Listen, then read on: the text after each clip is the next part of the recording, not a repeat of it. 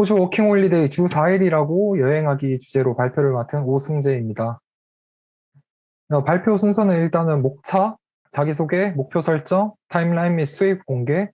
일자리를 구하는 방법, 그리고 제가 했던 여행들에 대해서 이야기를 해보겠습니다. 네, 방금 말씀드렸다시피 제 이름은 오승재이고 총 4번의 워킹홀리데이를 했습니다. 뉴질랜드와 호주, 캐나다, 다시 또 호주에 돌아가서 했는데 제가 제일 처음에 뉴질랜드에서는 이제 어학연수 6개월을 하고 흔히들 말하는 백패커 게스트하우스에서 프론트 오피스에서 이제 체크인을 담당하는 업무를 봤었고, 그 다음에 세컨 잡으로는 F&B라고 해서 이제 푸드 앤 비브리지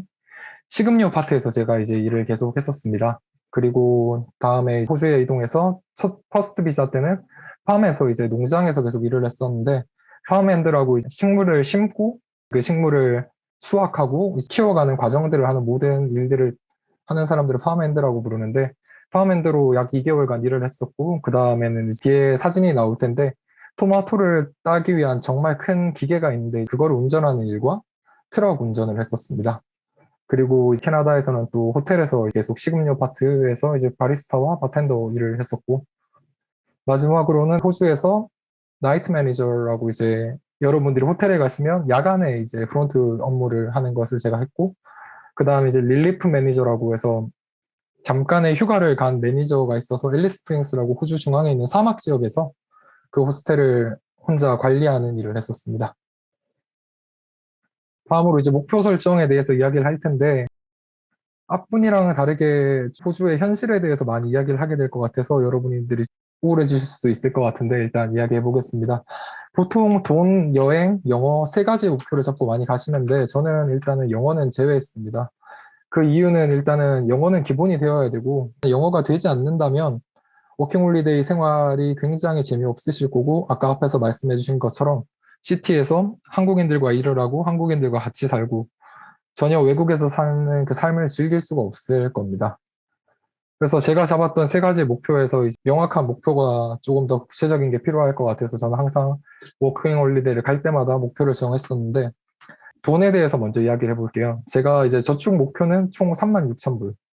약 하나로 따지면 약 3천만 원 정도 이제 세계 여행을 위해서 목표를 잡았었고, 이제 세컨 비자 때는 여행을 더 많이 했습니다. 지금 이제 제가 주 4일이라고 여행을 했다는 게 이제 세컨 비자 때이기 때문에 그 당시에는 여행에 돈을 더 많이 썼기 때문에 저축 목표를 좀 많이 줄여둔 상태입니다. 그리고 이제 여러분들이 가장 궁금해 하실 건데, 이게 목표를 설정할 때 최저시급과 이제 호주에서 내가 어떻게 일을 해야 될지가 제일 많이 필요하실 것 같아서 약간 정리를 해봤습니다. 현재 최저시급은 20.3달러로 풀타임이랑 파트타임일 경우에 20.3달러를 한시간에 받을 수 있는데, 여러분들이 호주에 도착해서 52주에 있을 수 있으시지만 52주 중에 뭐 일을 찾는 데 시간이 걸릴 테고 바로 일을 했을 때도 한 2주 정도의 시간은 필요할 거기 때문에 제가 46주와 50주의 기준으로 계산을 해봤습니다. 풀타임 같은 경우는 주에 38시간을 일했을 때 세금을 떼고는 3만 불, 그 다음에 50주를 일했을 때는 3만 2천 불, 약 한 2천만 원 후반대 정도밖에 저축을 못하기 때문에 조금 더 남들처럼 뭐 연에 막 1억을 번다, 5천만 원을 번다 이런 거는 사실상 쉽지 않거든요. 그래서 좀 알고 계셨으면 좋겠습니다. 그 다음에 일을 찾을 때 저는 항상 했던 게 이제 영어를 사용하는 일을 찾는 게 1순위였고, 그 다음에 영어를 사용하지 못하는 주방에서 일을 하지 않는 게 목표였고, 다음은 이제 일을 찾을 때 절대 한인 사이트를 보지 않는 게 목표였습니다. 호주에 가보시고 나중에 오픈 채팅이나 한국인 사이트를 보게 되면 아시겠지만 근로기준법을 준수하는 일자리들이 거의 없습니다. 대부분 제가 있을 2018년도, 19년도의 기준으로 그 당시에 남들이 19.5달러를 받을 때 13불에서 15불을 시드니에서 보통 한인잡에서 주고 있기 때문에 그런 것들을 좀 알고 영어를 좀 많이 공부를 하셔서 가시는 게 일을 찾는 데 더 나으실 겁니다. 이 근로기준법이 왜 중요하냐면 나중에 끝났을 때 일을 관뒀을 때 이제 우리가 냈던 텍스 세금에 대한 리턴을 받을 수 있고, 내가 일했던 그 받았던 연봉에 대한 연금을 회사에서 내주는데 그것도 리턴할 수 있는 내가 받을 수 있는 돈들이 있기 때문에 좀 명확하게 알고 근로기준법을 좀 공부하셔서 갔으면 좋겠습니다. 그리고 제가 호주에 있으면서 했던 여행들은 호주 동부 위쪽 케언즈부터 그레이트 오션 로드까지 약 한 달 기간 동안 자동차 여행을 했었고, 그 다음 뉴질랜드 남북섬 로드트립을 했었고, 이제 2019년도에는 호주 중앙, 아까 전에 제가 사막 지역에 이제 출장으로 가 있을 경우에 출장이 끝나고 돌아오는 길에 캠핑카를 빌려서 여기 애들레이드까지 호주 중부 여행을 했었습니다. 다음으로 이제 타임라인 및 수익 공개인데, 이제 타임라인은 제가 호주에 도착해서 어떻게 지냈고 어떻게 일을 찾았으며 일을 한 거에 대한 것들을 보여드리고, 이제 제가 총 벌었던 수익들을 알려드리도록 하겠습니다. 여기 오른쪽 사진이 이제 토마토를 따는 기계입니다. 제가 여기 가운데서 운전을 하고 뒤에 총 8명이 앉아서, 한쪽에 2명씩 앉아서 토마토를 따고 가는 기계입니다. 저는 퍼스트 비자 때 2016년 2월 달 브리즈번에 입국을 한 후 하루를 쉬고 그 다음에 바로 보엔이라는 농장 지역으로 도착했습니다. 이때 저도 한 가지 실수를 한 게, 일자리를 직접 찾은 것이 아니라 그 뉴질랜드에서 같이 어학연수를 하고 있던 형이 일을 찾아서 간다고 해서 거기를 따라서 한인국인이 운영하는 집으로 들어가 버렸는데, 바로 일을 할 수 있다고 해서 도착했지만 18일까지 5일간 일을 하나도 하지 못하고 쉬기만 하다가 첫 출근일을 했는데 3시간을 일을 하고 그 다음에 또 2주간 일이 아예 없었습니다. 그래서 저 같은 경우는 일단 뉴질랜드 워킹홀리데이를 하고 왔기 때문에 일자리를 찾을 수 있다는 자신이 있었고, 제가 가졌던 전 재산의 95%를 투자해서 자동차를 구매하고 일자리를 찾아서 총 3군데의 팜에서 일을 했습니다. 첫 번째 있었던 이자벨 팜에서 이제 아까 말했던 팜앤드라는 것으로 토마토를 심고 이파리 제거를 하고 그런 일들을 하고, 다음에 이제 다음 돈모어 팜에 넘어가서 거기서는 피킹 머신을 운전하는 일을 하게 되었는데, 제가 아까도 앞에 영어는 기본이라고 했던 이유 중에 하나가, 영어를 할 수 있으면 농장이든 공장이든 시티든 자기가 할 수 있는 일들이 달라집니다. 원래 똑같이 팜앤드 일자리로 제가 잠깐 다른 분이 도와달라고 해서 하루 간 건데, 유일하게 거기서 영어를 할 수 있는 사람이었고, 매니저와 직접 대화를 하고 한국인들에게 통역을 해주는 일들을 하다 보니까 자연스럽게 운전을 하게 되고 팀을 이끄는 리더 자리를 얻게 되어서 더 편하게 일을 하고, 같은 시급에 추가적으로 매주 한 10만 원, 15만 원 정도의 추가적인 수익도 받았습니다. 그리고 이제 럭비팜이라고 나름 유명한 되게 큰 팜쉐드에서도 면접을 보는 중에 이제 이야기를 매니저와 이렇게 저렇게 하다가 트럭 운전이 가능하냐고 물어봐서 매뉴얼 운전을 할 수 있다고 하니까 트럭 운전을 한 일을 맡아서 거의 1시간에 한 10분, 15분 정도 트럭 운행만 잠깐 하고 거의 쉬면서 되게 편하게 일을 찾을 수 있었습니다. 그리고는 이제 아까 말했던 제가 로드트립을 한 달간 하고 개톤이라고 있는 브리즈번 옆 지역에 내려가서 잠깐 있다가 거기서 한 달 정도 일을 해서 조금 더 저축을 한 다음 7년 1월 드디어 호주를 출국해서 뉴질랜드, 태국, 대만 이렇게 여행을 했었습니다. 농장에 대해서 좀 이야기를 해드리고 싶은데, 일자리를 찾는 거는 굉장히 간단합니다. 다르게 것보다 되게 간단하지만 힘든 것 중에 하나가, 차를 구매하지 못할 것 같으면 저는 농장을 가지 말라고 많이 말을 하는데, 차가 없으면 농장 지역에서는 여기 오른쪽에 보시면 출퇴근 거리가 보통 20km에서 많으면 100km까지 늘어나는 경우가 있는데, 차가 없으면 타운 안에서 움직일 수도 없고 마트까지 걸어가는데 30분, 50분 이렇게 걸려야 되고,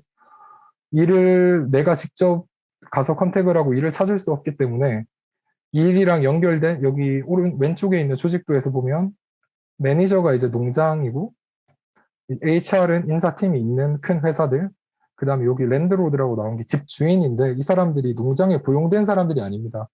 농장 지역에서 이제 자기가 개인적으로 집을 빌려서 있는 사람들인데, 그 사람들이 처음 워킹홀리데이 오는 친구들을 자기 집에 사는 조건으로 일자리를 주고 픽업을 해준다고 하는데, 그렇다 보니까 집의 컨디션도 굉장히 좋지 않고 방 3개짜리 집에서 막 10명이 살아야 되는 일들이 비일비재하고, 일조차도 아까 저처럼 명확하게 갔을 때 일이 있다고 했지만 일이 없으면 마냥 기다려야 되고 긴 시간들을 버려야 하기 때문에, 차를 구매하지 못할 것 같으면 농장은 안 가시는 게 굉장히 좋습니다. 자기가 꼭 세컨 비자나 서드 비자가 필요하다면 앞선 분처럼 에이전시를 이용해서 바로 일을 할 수 있는 곳으로, 공장이나 농장 중에도 이제 쉐드라고 공장과 똑같이 농장 안에 있는 포장 공장 같은 곳을 찾아서 가시는 게 조금 더 성공적인 워킹홀리데이를 하는데 도움이 많이 될 겁니다. 다음에 이제 제가 세컨 비자 있을 때 타임라인입니다. 이때는 이미 제가 워킹홀리데이를 3번을 했었기 때문에 되게 좀 가벼운 마음으로 가서 했었는데, 10월에 시드니에 입국을 한 후 일주일 동안은 저는 텍스 파일 넘버라고 일을 하기 위해서 제가 세금을 내는 그 번호를 만들고 개인적인 이력서를 수정하고 호텔을 일을 하기 위해서는 아까 해밀턴 아일랜드처럼 각 자사 사이트에 이력서를 등록해야 되기 때문에 그렇게 이제 이력서를 다 등록하는 시간만 일주일로 보내고 그리고 이제 저는 다 등록을 하고 약 3주간 면접을 봤습니다. 이제 뭐 여러분들이 많이 아실 풀만 호텔, 하얏트 호텔, 더 스타는 이제 카지노를 가진 호주에서 굉장히 큰 호텔인데 시드니, 브리스번 이렇게 그 대도시에 몇 개지가 있는 회사입니다. 그리고 메리어트라는 회사가 있었고 그 중에서 제가 합격을 하얏트를 제외하고 세 곳에서 합격을 했었는데 이제 제가 지내던 거랑 가장 가까웠던 풀만 호텔에 출근을 하게 되었고 거기서 이제 파트타임으로 일을 하다가 우연히 이제 시드니 하버 YH라는 곳에서 프론트 슈퍼바이저 직책에 연락을 받고 이제 가서 인터뷰를 보고 합격을 해서 남은 이제 워킹홀리데이 기간은 다 YH에서 일을 했습니다. 호주 워킹홀리데이 비자가 지금은 없어졌다고 들었는데 원래는 한 회사에서 6개월만 일을 할 수 있는데 좀 큰 회사의 경우 그 6개월이 지났을 때 다른 지점으로 또 이동해서 일을 할 수 있는 기회도 있기 때문에 그 부분 또 일을 하실 때 조금 더 일을 잘 하신다면 매니저들에게 추천서도 받고 다음 일자리를 구할 수 있는데 조금 더 편한 것들이 많기 때문에 일을 하실 때 조금 더 열심히 하시고 좀 잘하셔야 되고 일단은 영어를 못했을 때 주의하실 점은 회사나 이제 인터뷰에서 모든 일을 할때 겁먹어서 대답을 못하는 거는 괜찮은데 어설프게 한국에서 네네 알겠습니다 이런 식으로 알아듣지 못했는데 잘못된 대답을 해버리는 게 더 안 좋기 때문에 항상 내가 이해하지 못했다면 두 번, 세 번 계속 물어서 명확한 답을 해주는 게 외국에선 가장 중요하기 때문에 그 부분에 대해서 좀 주의를 해주셨으면 좋겠습니다. 그리고 이제 영어 공부를 하실 때 영어를 쓸 환경을 만드는 게 중요한데 그 환경을 만드는 방법 중에 하나가 제가 지금 밑에 추가해 놓은 건데 이거는 제가 1년 동안 일을 하고 있지만 계속 인터뷰를 봤던 내용들입니다. 보시게 되면 초록색들은 제가 이제 인터뷰를 합격한 회사들이고 노란색은 이제 제가 인터뷰를 봤던 회사들 그다음에 빨간색은 제가 이력서를 내고 인터뷰를 보자고 했지만 제가 가지 않았던 회사들 그다음에 밑에 있는 하늘색은 제가 이제 일을 했던 회사들인데 일을 하면서도 쉬는 시간이 많기 때문에 그 시간대에 이력서를 계속 보내고 면접을 한 번이라도 보게 되면 영어를 쓸 수 있는 환경을 공짜로 얻을 수 있기 때문에 그런 것도 한번 이용해 보시는 게 좀 성공적인 워킹홀리데이를 하는데 더 도움이 되지 않을까 생각합니다. 다음으로 이제 제가 했던 수입 공개인데 2018년, 19년도 워킹홀리데이를 했을 때 국세청에 소득을 증명했던 소득 서류입니다. 그래서 보면 총 5만 2천 불을 벌었고 세금을 제하고 아까 말했던 연금을 다시 돌려받은 걸 포함해서 약 4만 5천 불 그래서 한 4천만 원 정도의 수익을 얻었고 환전을 한 금액은 약 2만 3천 달러 정도가 됩니다. 2만 7천 불을 저축했었지만 마지막에 발리에서 약간 한 달 살기를 하면서 또 돈을 더 사용했기 때문에 이렇게 되었고 다음에 이제 농장 지역에서는 또 제가 서류가 이게 너무 오래되다 보니까 다 찾지는 못해가지고 일부만 첨부를 했는데 이때는 약 4만 1,000불을 벌었습니다. 일자리 구하는 법인데 이력서를 가장 만들고 발로 뛰는 거는 CT에서 가장 중요한 일자리 찾는 방법이고 제가 여기서 꼭 말하고 싶었던 게 이메일 작성법인데 이메일로 지원을 할 때 영문 비즈니스 이메일을 쓰는 그 규칙을 꼭 지켜주셔야 됩니다. 그걸 지키지 못하면 이메일이 열어보지도 못하고 그 휴지통으로 가는 경우가 많기 때문에 여기 간단하게 써놨던 Dear로 시작해서 뭐 Dear Manager, as to whom it may I concern 저거는 이제 내가 누군지 모를 때 쓰는 일이고 자기 비자 정보, 나는 누구고 비자가 어떤 비자를 가지고 있고 언제까지다 정도를 써주는 게 가장 중요하고 또 마지막 끝인사 하고 이력서를 첨부해 주셔야 됩니다. 제가 워킹홀리데이를 꾸준히 하면서 도와준 친구들 중에 몇백 개, 몇천 개의 이력서를 보냈는데 연락이 하나도 오지 않았다는 친구들을 보면 대부분 이력서가 잘못됐거나 이메일을 보낼 때 아무런 내용이 없이 이력서만 첨부한 경우가 되게 많았습니다. 그다음에 이건 제가 받았던 이 잡 오퍼레터라고 이제 인터뷰를 패스하고 나서 계약서 받은 것들 첨부해 둔 거고 이제 제가 약 1년 동안 45일 정도 여행을 했더라고요. 그래서 여행했던 것들 사진과 있는데 이건 시간 관계상 여기까지 발표를 하고 워크 스케줄인데 보시면 여기 3일씩, 4일씩 노는 날이 되게 많죠. 감사합니다.